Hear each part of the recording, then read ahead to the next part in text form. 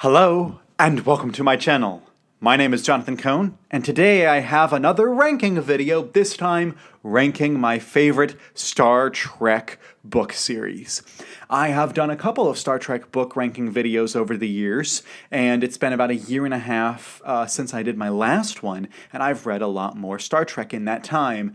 And I went back and looked at my shelves, and I have completed 15 Star Trek book series. These are actual, series or arcs of series, not just books that interconnect. And then I've also read, I'm in the middle of 3 series at the moment, and then I have a few to start soon. So I've read, a decent amount. I'm now at close to about 150 books that I have read for Star Trek. And so what I decided is to rank my top 10 Star Trek book series that I've read. And I'm pretty happy with this list. I think that starting at number 8 through up, the series gets really, really good. And some of the series that you might notice that are omitted on this list, I believe they are just like missing a key component. So, for example, the A Time 2 series didn't make the list because the top 3 books are amazing and the rest of them are just so subpar. And so I was like, it's not really, I can't justify ranking, it as a whole series above some of these others. So generally, the books have to work in order to make this list. So that's why these top 10. And I'm a big Star Trek fan, specifically the books. I don't actually watch the TV shows that much, but I do read the books all the time. I'm also now a part of Literary Treks, so I review them in podcast form. So look up Literary Treks wherever you listen to podcasts. Give us a like and listen. I do that with Casey Pettit and Matt Rushing. And without further ado, let's start with my number 10. My number 10 top Star Trek book series is the Spirit Walk duology by Christie Golden. This is one of the 2 that's just good. It's not amazing, but something had to be in number 10. And I enjoyed this duology. It really reads as just one big book. If you think about it that way, it could have been published as like a singular book, but they decided, this was back when they were writing shorter books for Star Trek, so Christie wrote 2 short ones. Also, just Christie Golden writes short books, generally. This series explores Chakotay in an interesting way, and explores Paris. Paris has a lot of development. The stuff in this book with the Cardassians was weird, as is some of the stuff with Chakotay's family, but it was an enjoyable read. If you're a Voyager fan, I think you'll be satisfied that you get, this is one of the only Voyager stories set in the Alpha Quadrant. It's one of the only ones, because as soon as they got to the Alpha Quadrant, the writers decided, yoink, we're going back to the Delta Quadrant. And actually, I think it was a genius move, because I think they wouldn't have fit in the Alpha Quadrant long term. So if you just want them in the Alpha Quadrant, this is the series for you. I also have in my number 9 slot, my number 9 is the Mission Gamma series for Deep Space Nine. It was 4 books. You have the first book, Twilight, by David R. George III. You have the second book, This Gray Spirit, by Heather Jarman. The third book, Cathedral, by Michael A. Martin and Andy Mangels. And then the fourth book is Lesser Evil by Robert Simpson. So it's a 4-book tetralogy, and this is a follow-up to the Avatar duology, which again, the Avatar duology felt like a one big book, and this is now continuing on the Deep Space Nine story, and you really get an excellent feel of the characters. I think that each of these authors nailed the way the characters work. Vaughn is really good in the series. Quark is very good in the series. Ro is very good in the series. Bashir is in the series. The Dax, Ezri Dax is really handled well. All the characters from Deep Space Nine are handled well, and this kind of sets the political stage for what's happening post this TV show, and it also is preparing us for, I think they were inadvertently preparing us for the return of some characters, and also for some major things that were happening in Star Trek around this point. And some other series, Destiny, that started to ramp up soon after this finished. So this is a really excellent tetralogy. And now we're moving into like some really top tier Star Trek stories here. There we go. Next, we have the IKS Gorkin in my number 8 slot. The IKS Gorkin series is just a fantastic series, particularly the first 2 books. The third book is a good book. The third book is a very good book. But the first 2 books in this series are like top tier Star Trek. If you like Klingons, this is a great series. This series really gets Klingon culture. This is also a unique story that is almost entirely set from the perspective of non-Federation characters. And like the one Federation character who's in this series is Worf, who's a Klingon. So it really understands Klingon culture. And I think that Keith DeCandido is one of 2 authors that I would say just write Klingon stuff forever, because you get it. The other author you'll find out later in this video.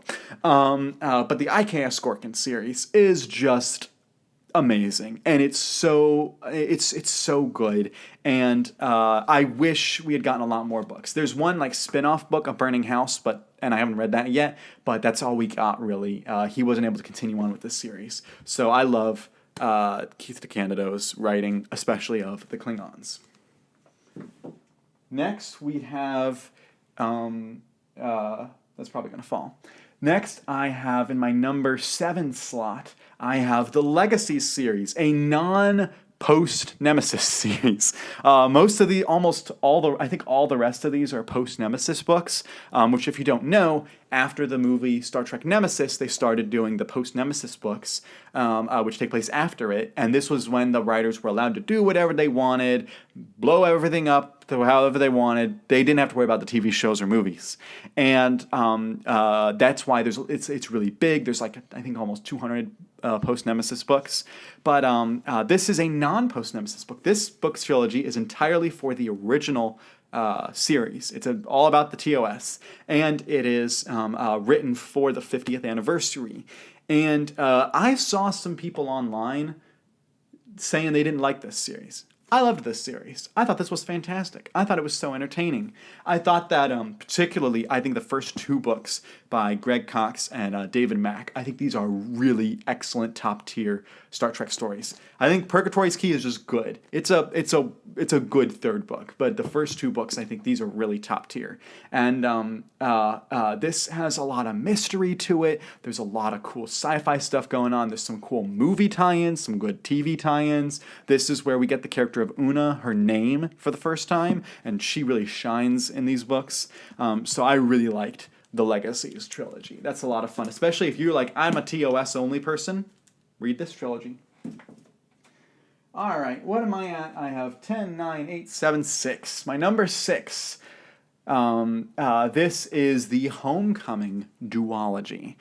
This is written by Christy Golden again, but it's much, much better than the Spirit Walk duology. The Homecoming duology is about when the Voyager TV show ends with Endgame, which, by the way, side note, is my favorite episode of Voyager, and it's one of my favorite endings. It was my favorite of the TV show endings until Picard Season 3. And so now Picard Season 3 has my favorite final episode with The Last Generation. But I loved Endgame. And this book, Homecoming Part 1, starts literally immediately after the events of the Endgame, and it continues on, what it's like reacclimating to life back at home and on Earth. How do each of the characters deal with it? What happens with the Captain Janeway? Does she get promoted? Yes, she does. Who takes her place? That's discussed. What happens to the crew members who were the Marquis? That's discussed. What happens to Ensign Kim and his relationships? That's discussed. What happens to 7 of 9? That's discussed. And of course, there is a threat that Voyager is uniquely prepared to deal with, the Voyager crew, because they've dealt with it a lot in the Delta Quadrant. If you know what they deal with a lot in the Delta Quadrant, you probably could figure out what this threat is, but it was handled really well. Again, this could have been just one big book, but it's 2 books, but I think that Christy Golden did an excellent job with this duology. All right, now for the top 5. The top 5. These are like just some of my favorites. I think about these series all the time, and I get kind of sad thinking about them because I just love them so much. Number 5 in particular makes me feel that way because it's the Coda series. You have the first book, Moments Asunder. You have the second book, Ashes of Tomorrow, and the third book, Oblivion's Gate. This is the epic finale to the post-Nemesis universe. When the Picard show was announced, the authors all felt they were probably not going to get to finish their storyline in post-Nemesis, because Picard, the TV show, does not follow the continuity at all. But they didn't want to just leave it hanging with all these plot threads and all these character beats. They wanted to give it a proper conclusion. And also, they wanted to find a way to tie it into the show if possible, which it's a very tenuous tie-in. It's not as strong a tie-in as I would have made, but it's tenuously tied into the Picard TV show. And so these 3 authors, Dayton Ward, James Swallow, and David Mack, turned in this epic trilogy. And this trilogy is just amazing. The last book is pretty long for a Star Trek book, but this is an amazing trilogy. And by the way, it has a fantastic triptych cover. A triptych where the whole cover makes 3 paintings. It's really good, really good. I don't know if you could see that, but this trilogy. It basically ends the post-Nemesis universe in an epic way. And I think that they did it very admirably. There's things I didn't love about it, but as a whole, you can't complain too much. And I actually reviewed every book in the trilogy when it came out. Which was about 3 years ago when I was starting the channel. This was an emotional time because the series that we'd been following was ending. So I love the Coda trilogy. It's got Voyager isn't really much in here. A few Voyager characters are present, but it's basically the TNG cast, the Titan crew with Riker. You have the DS9 cast, and you have the what's the name of that? The Defiant crew. So that's basically who you're seeing in this series, and the Aventine crew as well.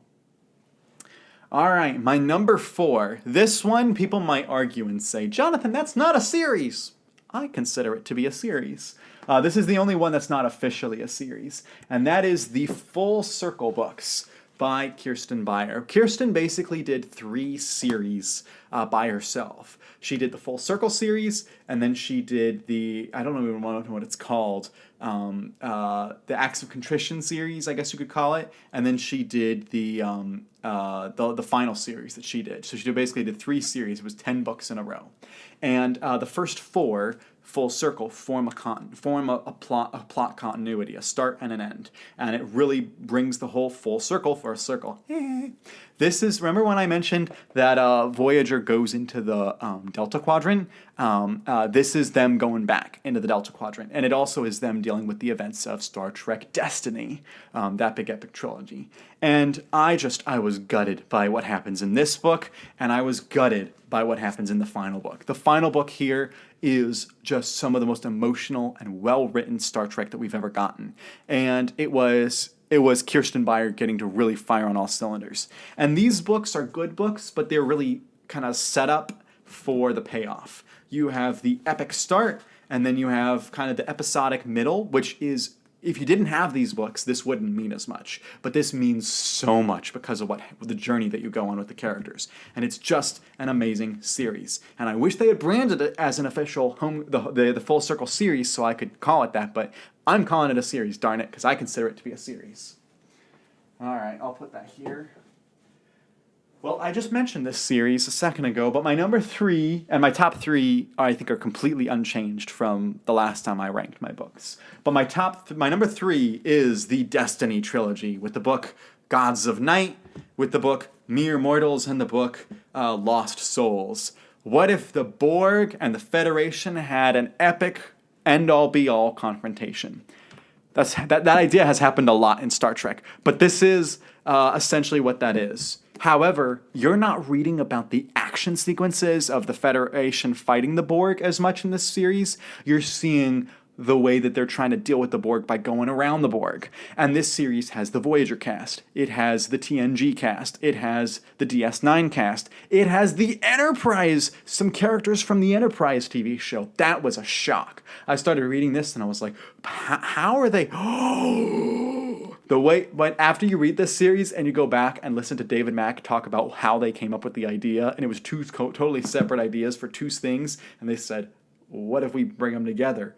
And there is a explanation of how the Borg came into being in this trilogy, and it is a genius answer. And I was reading it, and I know someone else who rolled their eyes when they read it, and I said, how do you roll your eyes? That is so creative. I literally never would have thought that is what that meant, and that's why they do these things. And I thought it was genius.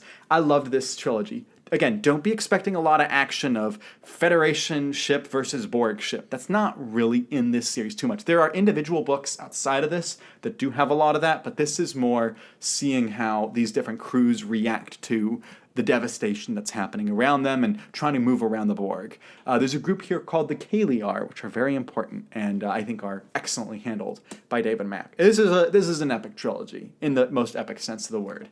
And one day, when I do my epic reread of some of my favorites in the Star Trek books, this will for sure be on that list because it's so good. My number two is a 5-book series. I think this is the longest series in terms of number of books, although in page count wise, I think the Full Circle series might take the cake, but in terms of number of books, the biggest series is my number 2, which is the Fall series. You have the first book, Revelation and Dust. You have which is written by David R. George III. You have the second book, The Crimson Shadow, by Una McCormick. The third book, David Mack, which is A Ceremony of Losses. The fourth book by James Swallow, which is The Poison Chalice. And the fifth book by Dayton Ward, which is Peaceable Kingdoms. Now, sometimes I talk about how the beginning and end of a series are top tier, and how the middle is kind of stagnant or not as good. Well, this is the reverse. This series has... The first book is fine, and the fifth book is pretty good. I think the fifth book is pretty good. But the middle books in the fall with The Crimson Shadow, The Ceremony of Losses, and The Poison Chalice are literally, I think, some of the best Star Trek stories ever written. The Crimson Shadow is an excellent political drama set on Cardassia, which, of course, if you know Una McCormick, she's an expert on the Cardassians. No, not the Kardashians. No, not you, Chloe. No, this is on the Cardassians, and she just absolutely gets it. And, the Enterprise, as you can see on the picture, they're present, but it's really about the political stuff with the Cardassians, and it's amazing. And then you kind of have a spy political story which asks some really tough questions with A Ceremony of Losses. And I loved the deep questions. This is one of the deepest, most thought-provoking Star Trek books that also has a super ton of action and is super entertaining and fun to read. And I felt a weight, a good kind of weight when I was reading this book of, oh man, these are some interesting questions. And then you have The Poison Chalice, which is just such a great culmination and great mystery story and a great adventure, and also gets to see a lot of payoff for a lot of the promises made in this series. And Will Riker is just handled so well in this book. This was when I said, just give James Swallow all the Will Riker stuff. Just give him all the Will Riker stuff. He's got it. He knows what to do here. So this series is just so amazing. And I wish that we could get other 5-book epic series with this crew of authors, because they're just amazing. So The Fall is a solid number 2, and I love it. But nothing has beat my number 1, and nothing ever will beat my number 1, because it's that amazing. And it's really funny that this is the first Star Trek series I read. The first Star Trek book is also by this author I'm about to show you. But it's the first Star Trek series I ever read. It's what got me really into the Star Trek books seriously, was this author with his standalone and then his trilogy here. And every time I'm hoping something else will beat it and nothing else will. And you could say, well, it's just nostalgia. Because I read this book series back in 2017. And I thought maybe it's just that my love of the series has outweighed how good the series actually is. So I went back in 2021 and I reread the series, and it's still that good. And so I might reread it in a couple of years, but I know it's going to be that good because it is that good. And that is I've been hyping it so much. That is the Prey Trilogy by John Jackson Miller. Yes, John Jackson Miller wrote the first book, Hell's Heart. They wrote the second book, The Jackal's Trick, and the third book, The Hall of Heroes. And this is an epic Federation and Klingon storyline, but it happens in both the post-Nemesis universe and the TOS universe. The books, about 2/3 of each book is set in the post-Nemesis, and about 1/3 of each book is set in the TOS era. And it's just magnificently told from front to back. Every book is just splendid and brilliant, and John Jackson Miller is the only author besides maybe Keith DeCanto that I just want him to write Klingons forever, because he just writes them so well, and he writes adventure, and he writes mystery, and he writes twists, and he writes surprises, and he writes everything so well. And payoffs in this series are so good, and the political intrigue is so good, and the adventure and the new Star Trek elements, because there are some. It's not a really exploratory series, but there are some new exploratory stuff in here that I really loved. The callbacks to the movies, the callbacks to the TV shows. It's just brilliant all around. And a novice like me who had seen episodes of The Next Generation and had watched Voyager. I watched all of Voyager and I'd seen the movies. So I was not a big TOS fan. I'd not watched all of The Next Generation. I'd not seen much of DS9 when I read this series. And I just loved it. I thought it was brilliant, and it handles all the characters very well. The TNG crew gets the bulk of the stuff, but Aventine shows up, and other characters from DS9 show up and stuff, but it's pretty much the Next Generation crew. And this was another series written for the 50th anniversary, and this is the much more epic version. But I loved this trilogy. It was so good. I could gush about it forever, and I have. If you've been watching my videos, this is absolutely no shock. I love John Jackson Miller. I just interviewed him for the channel a few weeks ago, by the way. Check out that interview. But I love this trilogy. So that's why this is my #1 favorite Star Trek trilogy. And if I was just doing favorite trilogies of all time, just whatever the genre, this would make the list because it's that good. The other books probably wouldn't make the list, but this one will. So that is my top 10 Star Trek book series. If you've read any of these, let me know your thoughts. If you've read other Star Trek series that I need to include on the list, let me know those thoughts as well. And until next time, I'm Jonathan, and thank you for watching.